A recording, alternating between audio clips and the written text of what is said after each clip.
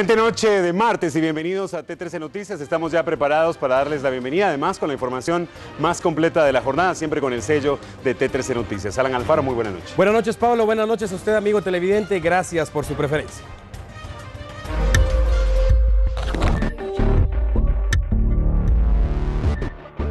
Bien, iniciamos hablando de seguridad pública y mucha atención porque este caso en particular viene a impactar a la sociedad guatemalteca en general. Se trata del resultado de un operativo policial que fue ejecutado de manera simultánea en 2 municipios aledaños a la capital guatemalteca.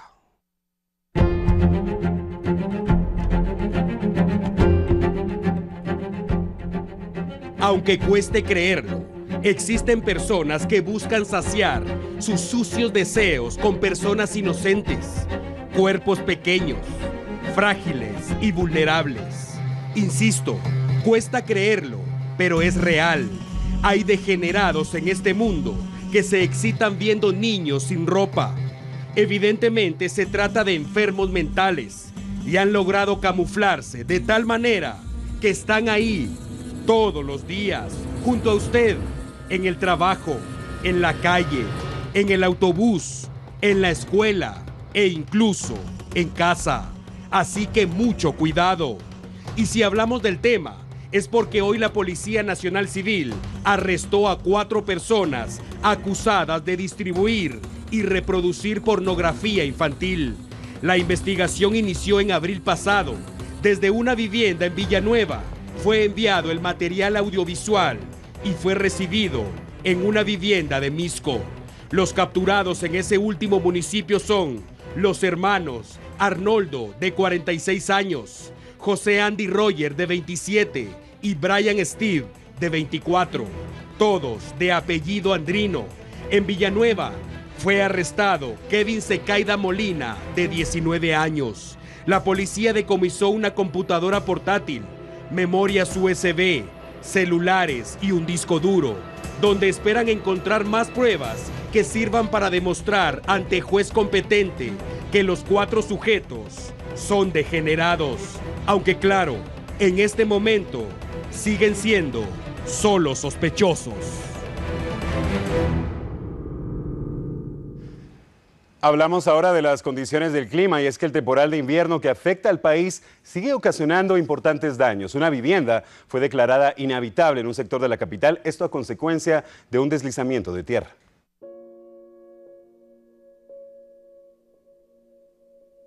Los integrantes de una familia que vivían hasta ayer en el lote 45 anexo forestal zona 13 duermen esta noche en un albergue habilitado por las autoridades y de seguro no lograrán conciliar el sueño pensando que lo perdieron todo. Su casa fue cubierta parcialmente por un deslizamiento de tierra que destruyó el techo de la lámina y acabó con todas sus pertenencias. Yo estaba con mis hermanos, ¿verdad? Y estábamos preparando lo que es la comida. Terminando, ¿verdad? Entonces yo le digo a mis hermanos, voy a ir a arreglar ahí arriba a ver cómo soluciono eso porque estaba cayendo demasiado lodo y escuché el gran ruido del pedazo eso que cayó y lo que pensé fue en mis hermanos. Está enterrada mi refri, mi mesa y todo, unas carretas, mis trastes se quedó abajo en la tierra. Un muro más que contiene parte de la tierra está rajado y puede desprenderse de sus bases en cualquier momento. Por ese motivo, permanecer en el lugar es un riesgo y las autoridades recomiendan a las 27 personas afectadas que no regresen a lo que resta de sus viviendas hasta que los trabajos de limpieza hayan terminado y un experto evalúe la superficie. Continuamos en el contexto, verificando las secuelas del embate natural que está afectando el territorio guatemalteco. Vamos a conocer ahora qué sucedió y cómo amaneció la antigua Guatemala.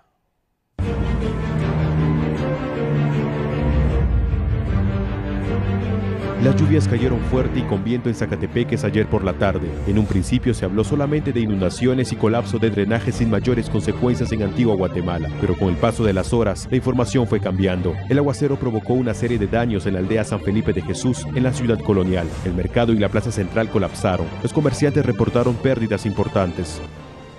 Tuvimos muchas pérdidas porque se centró en las casetas. Ajá. O sea que usted no es de acá, de las que vende, sino que solo viene a ayudar. Yo vendo, así vendo aquí, pero ya terminé de hacer mi puesto. Ahora vengo a ayudar a la farmacia. ¿Hasta qué? ¿De qué tamaño fue la inundación acá? ¿1 metro? ¿1 metro? Ahí está la seña. Menos de 1 metro, pero sí se entró a toda la farmacia, se perdió mucha medicina, muchas cosas útiles para la humanidad.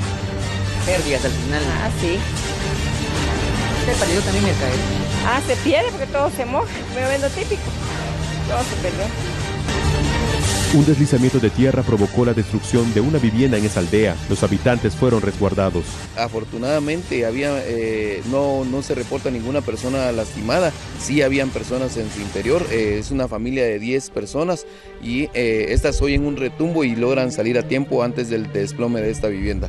Asimismo se evacúa a 7 personas más que se encuentran en la parte posterior de esta vivienda para evitar cualquier daño humano y así pues también dar a conocerle a las personas que están en un sector de alto riesgo al momento de que esta tierra pues aún sigue deslizándose.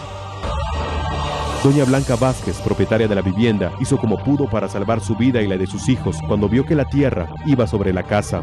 Cuando yo vi para arriba, las láminas se empezaron a abrir y empezaron a caer los chorros de agua a las camas. Todavía mi hija empezó a jalar su cama para que no caer ahí, pero entre Marato más tronaba. Entonces me dijo el hijo grande, me dijo, mamá, la pared se está cayendo, me dijo. Entonces le dije yo, ay, no puede ser, ¿qué vamos a hacer? Entonces lo que yo hice fue abrazar a los niños y salir corriendo, porque incluso sin nada salimos corriendo. Y cuando pasamos ahí ya no había paso, entonces agarramos para el monte, para poder ver dónde metía a los nenes. Y cuando medio pasó el agua, vimos cuando tronó la pared y venimos a ver, ya todo estaba tirado. Esa familia no tiene a dónde ir. Gracias a la solidaridad de sus vecinos, tienen un techo donde descansar y también comida, aunque no será por mucho tiempo. Abarroterías, restaurantes, hoteles, viviendas y el centro de salud de la Antigua también resultaron afectadas por las fuertes lluvias.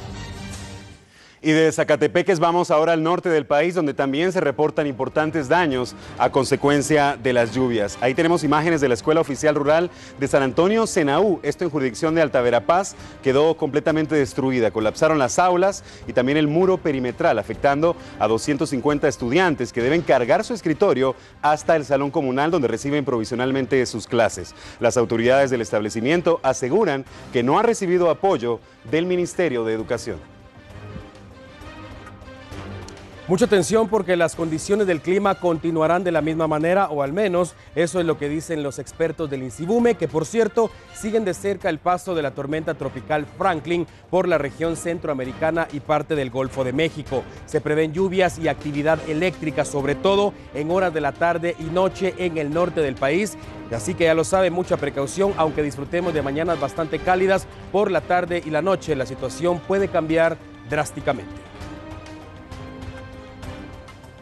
La actividad volcánica también ha puesto en alerta a instituciones de socorro, principalmente los departamentos de Escuintla, Zacatepeques y Guatemala. Anoche, el volcán de fuego inició su 7ª fase eruptiva en lo que va del presente año, la cual continúa representando riesgo para las comunidades aledañas. Según expertos del INSIBUME, el coloso ha expulsado columnas de ceniza a 4.900 metros, desplazándose al oeste. Tiene 2 flujos de lava de aproximadamente 1.500 metros de longitud. Las explosiones han generado retumbos y ondas de choque a 6 kilómetros del volcán, causando vibraciones en viviendas cercanas.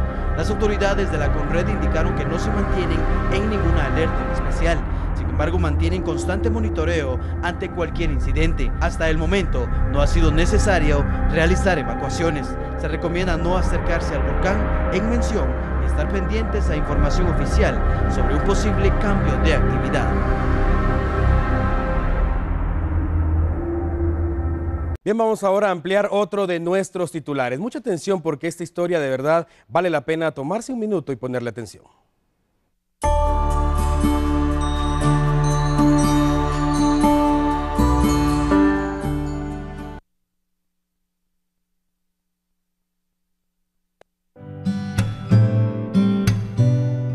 Este señorón fue captado en un sector de Misco por nuestro colaborador, el Cazanoticias, Germán Cabrera, el metido.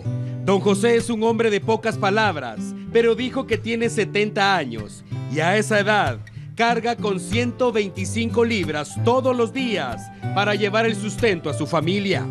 Nunca llegó el varón, dijo don José, mientras sonreía e indicó que solo tuvo hijas. La carga que lleva inicia con una estructura de madera y allí logra acomodar muchos utensilios de barro y pastes. Cuando la carga está lista, inicia el recorrido. Vive en la zona 19, Colonia La Florida, pero hay quienes aseguran que lo han visto allá por la zona 10, Calzada San Juan, Calzada Roosevelt y muchos otros sectores de la capital y el municipio de Misco. Camisa a cuadros, cincho bien ajustado, pies desnudos y caites de cuero. El sol o la lluvia azotan la capital guatemalteca, pero no importa. Don José, con paso firme, siempre. No importan los caminos, no importan las bajadas, no importan las cuestas, para ganarse 15 o quizá 20 quetzales cuando le va bien. Ya lo sabe, cuando usted crea que tiene problemas en su trabajo y que el dinero no le alcanza, respire profundo, tómese un minuto y recuerde a El Caminante.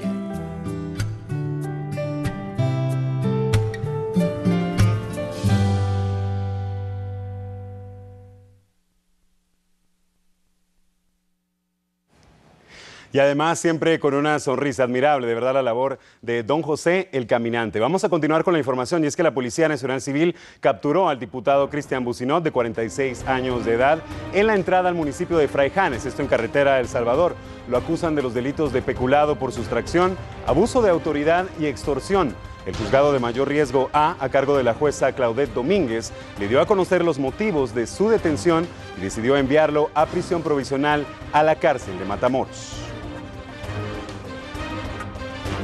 En otro tipo de noticias, ahora le presentamos detalles de la llegada del nuevo embajador acreditado en nuestro país, el embajador de Israel.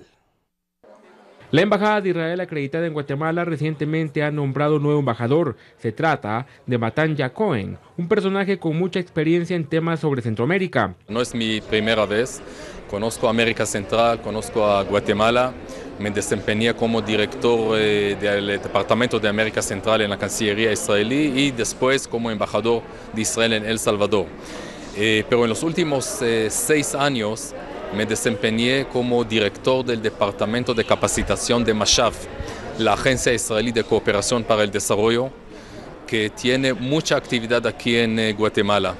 Nosotros podemos contribuir al país en muchos temas, en el tema de agricultura, de agua, de seguridad ciudadana, de educación, de empoderamiento de la mujer, emprendimiento para jóvenes, innovación y muchos otros temas. En los últimos años, profesionales guatemaltecos han aplicado becas para viajar a Israel. Dichas oportunidades serán incrementadas para que más ciudadanos puedan aplicar a ellas. A lo largo de los años, alrededor de 6.000 guatemaltecos profesionales han participado en cursos que ofreció Mashav, la cooperación israelí, tanto en Guatemala como en Israel. Y mi intención, no solamente, mi intención ahora no es solamente continuar la actividad de Mashav, sino aumentarla. Y vamos a hacerlo tanto en algunas maneras. Mandar becarios a Israel, traer expertos para dictar cursos acá, y buscar también lo que necesita este país desde el punto de vista de proyectos. Para el próximo miércoles, el funcionario estará presentando sus credenciales diplomáticas ante la Cancillería guatemalteca para así ser oficializado el cargo y posteriormente trabajar de lleno en los proyectos antes mencionados. En más información, el programa de agricultura familiar impulsado por la Universidad de San Carlos de Guatemala y el Ministerio de Agricultura busca ser convertido en ley para mejorar y fortalecer la economía campesina. En Guatemala, de 80.000 hogares que se dedican a la agricultura, el 47% cuenta con pocos recursos para la subsistencia diaria, mientras que el 13.2% viven en excelentes condiciones. Esto reveló un estudio publicado por la revista del Instituto de Problemas Nacionales de la Universidad de San Carlos de Guatemala. Esta revista contiene la propuesta del programa de agricultura familiar que está en discusión actualmente en el Congreso de la República, ya se aprobó en su primera lectura, precisamente mañana se conoce en segunda lectura y que esperamos que el Congreso de la República, los señores diputados, puedan aprobar este programa que es de beneficio, repito, para la población de escasos recursos. El Ministerio de Agricultura prevé implementar la iniciativa de ley que fortalezca la estabilidad económica campesina a través del programa de agricultura familiar. Es que es algo necesario para nuestro país. Es la única forma de cómo nosotros podemos sacar adelante a los guatemaltecos. Guatemala es un país eminentemente agrícola. Ese 61% de las personas que están en lo que es agricultura familiar, muchos de ellos están en pobreza y pobreza extrema. No podemos permitir que eso siga pasando en nuestro país, y la ley de agricultura familiar, el programa de agricultura familiar para el fortalecimiento de la economía campesina va a ser la diferencia. Les va a dar la oportunidad de poder salir adelante, de poder vender sus productos, de poder exportar sus productos. La iniciativa cuenta con el apoyo de la Organización de las Naciones Unidas para la Alimentación y Agricultura, así como la de la Unión Europea. Vamos ahora al interior de la República, específicamente a Sololá, donde fue arrestado Edgar Giovanni Bosel Matzar, de 20 años, quien tenía retenida a una adolescente de 13. Los progenitores de la víctima presentaron una denuncia por secuestro 24 horas antes. Agentes de la Policía Nacional Civil trasladaron al acusado al Juzgado de Paz de Panajachel, donde se le acusó de retención o rapto y violación. Finalmente fue enviado al centro preventivo del mismo municipio, donde espera la programación de la audiencia de su primera declaración en el juzgado correspondiente, con el objetivo de solventar su situación legal. Vamos con otra noticia impactante. Un grupo de delincuentes tomó por asalto una unidad colectiva en la capital, pero su objetivo falló y esta noche uno de ellos descansa en un ataúd.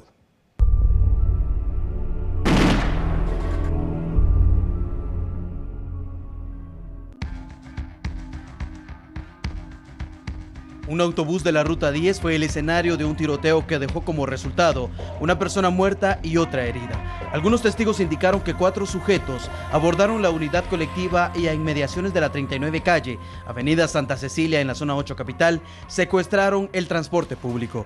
Aseguran que uno de ellos le ordenó al chofer conducir sin realizar paradas. Ordenaron a los usuarios entregar sus pertenencias, pero jamás pensaron que la tortilla se les iba a voltear. Uno de los pasajeros estaba armado y disparó contra los delincuentes.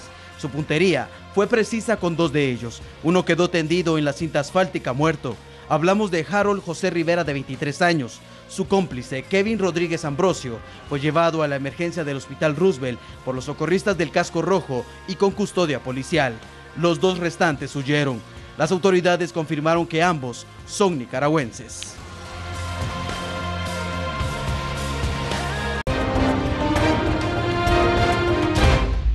Muy bien, ya estamos de regreso. Un informe periodístico de Noticieros Televisa reveló cómo 18 militares justamente recibieron un ofrecimiento tentador de convertirse en testigos protegidos en una investigación, aunque esto implicara incluso la implantación de pruebas para quedar excluidos de una condena.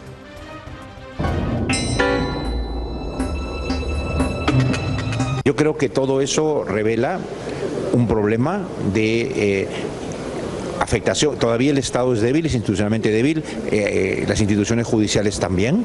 Creo que se requiere un sistema judicial más fuerte, más autónomo, y que pueda soportar las presiones económicas, políticas o los amedrentamientos que son inevitables, pero que parece que aquí están siendo bastante fuertes. Noticieros Televisa tuvo acceso a documentos en donde personal de la Procuraduría de los Derechos Humanos y el mismo fiscal del Ministerio Público en Guatemala, quienes llevan estos casos, proponen a los acusados convertirse en testigos protegidos, aunque eso implique la implantación de pruebas en estos juicios. Me dijeron pues que si yo podía colaborar en una forma de esclarecer este caso, que yo tendría prebendas que me excluirían de una condena, lo cual yo no, obviamente no la acepté, porque no lo considero inmoral, ilegal. Ante la negativa del acusado en convertirse en testigo, las mismas personas de la PDH y del Ministerio Público en Guatemala insistieron con la propuesta, ahora con los familiares del militar detenido. ¿Qué es exactamente lo que dice el papel? ¿Que mienta? Sí, porque primero involucrar a personas de las que uno no puede dar fe, o no estuvo en esa situación participando en las instituciones, por ejemplo. incluso ofrecer hasta dejar la persecución penal, eso es un delito. Nunca lo debieron de hacer. Pero con el fin de persuadirlos, hasta les advirtieron y anticiparon su futuro, la condena, como lo han hecho en juicios anteriores. Me dijeron que le podría pasar lo que le pasó a otro oficial que ya está condenado. A mí me sorprendió mucho, comencé a investigar quién era él, y me dio mucha tristeza saber que ya está condenado. Y tras la publicación del reportaje de Televisa, en la que se establece que el coronel Francisco Gordillo se negó a colaborar con el Ministerio Público y la PDH a cambio de prebendas, distintas han sido las reacciones. Se acerca a él estas dos personas del Ministerio Público y de la Procuraduría de Derechos Humanos, le ofrecen beneficios en cuanto al proceso al que está siendo sometido, siempre y cuando él mienta y señale falsamente a varios de sus compañeros de armas. Está implicada una hija del diputado Mario Taracena, que me parece que con su puño y letra escribió instrucciones para el coronel Francisco Luis Gordillo en el sentido de qué tenía que hacer y qué tenía que decir, y en esa misma nota manuscrita, cuya autenticidad el Ministerio Público tendrá que verificar, indica también que se le darán beneficios después de que él mienta, después de que él señale a sus compañeros de armas. Entonces es un caso gravísimo, diría yo, que vuelve a poner en entredicho al sistema de administración de justicia en nuestro país, porque nuevamente el Ministerio Público tendrá que investigarse a sí mismo. La ley del crimen organizado no da por sentado que una persona tiene que ser amenazada diciéndole, mire, queremos que declare en esta forma y entonces lo vamos a perdonar, le vamos a pedir una pena más baja, no vamos a perseguir a su familia. Esa es una forma mezquina de hacer justicia, lo que significa que en este caso su investigación es tan débil que necesitan un colaborador eficaz para armar el contexto de la investigación. Después de eso van a contratar unos cuantos expertos extranjeros que van a escribir por $20,000, por $10,000, van a escribir una teoría de que hubo cualquier cosa con la guerra, y entonces eso se da por cierto, más el testimonio del colaborador eficaz, armaron un caso. No hay un caso, sino que armaron un caso. La pregunta es, ¿en manos de quiénes están las instituciones actualmente el Estado de Guatemala? ¿En manos de extorsionistas o en manos de funcionarios que están sujetos a la ley? El Estado de Guatemala no solamente tiene que hacer una persecución basada en la ley, sino que tiene que tener la legitimidad de esa persecución. No podemos retroceder hace 500 años cuando era válido, por decirles un ejemplo, el que pudiera obtenerse la confesión de una persona por medio de la tortura. Y hace 500 años, si era un esclavo, tenía que ser torturado 2 veces para que fuera válida esa confesión. Estamos en el siglo XXI y pareciera que estuviéramos retrocediendo con funcionarios y empleados públicos que se le ha olvidado que son sujetos a la ley y no pueden hacer nada de lo que la ley no les permite. Y tras las investigaciones en contra del Movimiento Cívico Nacional por presuntos vínculos en el caso de corrupción y construcción, Rodrigo Arenas, representante de ese movimiento, ya se presentó al Ministerio Público. Por más de 6 horas, el representante legal del Movimiento Cívico Nacional, Rodrigo Arenas, rindió su declaración luego que se señalara al MCN como parte de una red de corrupción. De momento, el Ministerio Público ha girado una solicitud de arraigo en su contra como medida de prevención. Por parte del Ministerio Público hemos pedido el arraigo del señor Rodrigo Arenas en su calidad de representante legal.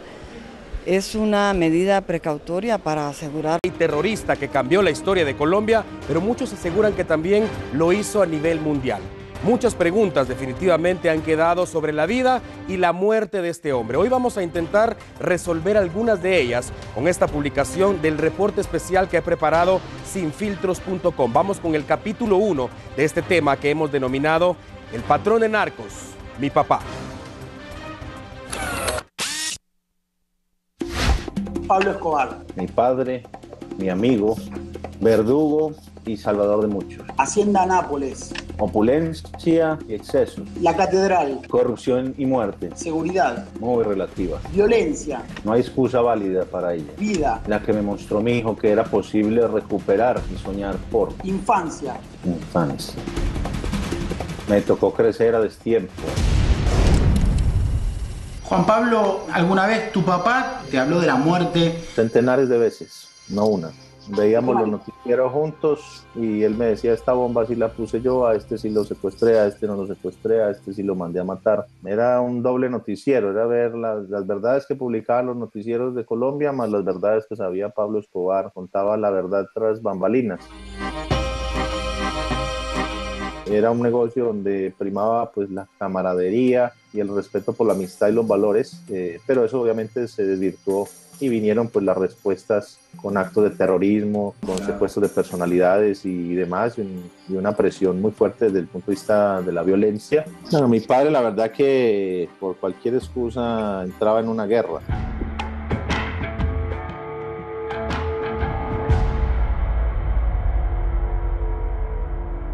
¿Tu padre tenía alguna debilidad? ¿Cuáles eran sus miedos? Yo creo que mi padre tenía miedo a que le diera miedo, porque era un hombre que conocía y creía en el destino. Sin embargo, en algunas series se le ha mostrado como un hombre que se rompía, que se quebraba cuando se tocaba a su familia. Esa puede ser la única verdad que se haya contado en series de televisión sobre mi padre, sorprendiéndome la manera como han manipulado la historia tan intencionadamente. ¿Qué es lo que más te molestó a ti?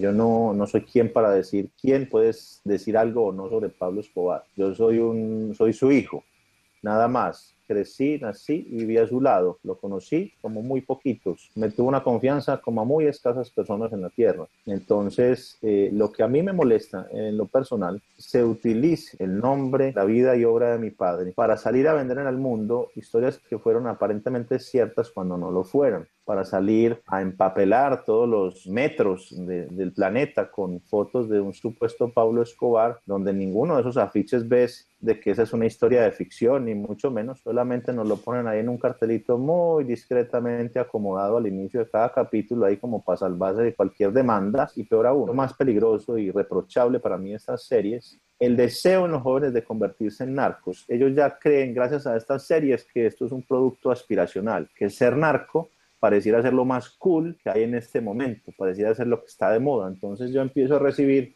gracias a Netflix y gracias a Caracol Televisión, en redes sociales de jóvenes alrededor del mundo, donde me dicen, quiero ser narco, porque vi El Patrón del Mal o porque vi Narcos y estoy encantado con la vida de tu papá y quiero ser ese hombre. Que a mí nunca me van a coger y que yo desde la selva los mando matar a todos, que a la larga los que van a perder van a ser ellos. Mi papá. Se dice que en la actualidad todavía hay muchos colombianos en busca de las famosas caletas que habría dejado Pablo Emilio Escobar Gaviria. Mañana vamos a continuar capítulo 2 de esta serie de reportajes. Hemos titulado El Patrón del Mal, Mi Papá, el patrón de narcos, un reportaje realizado por sinfiltros.com.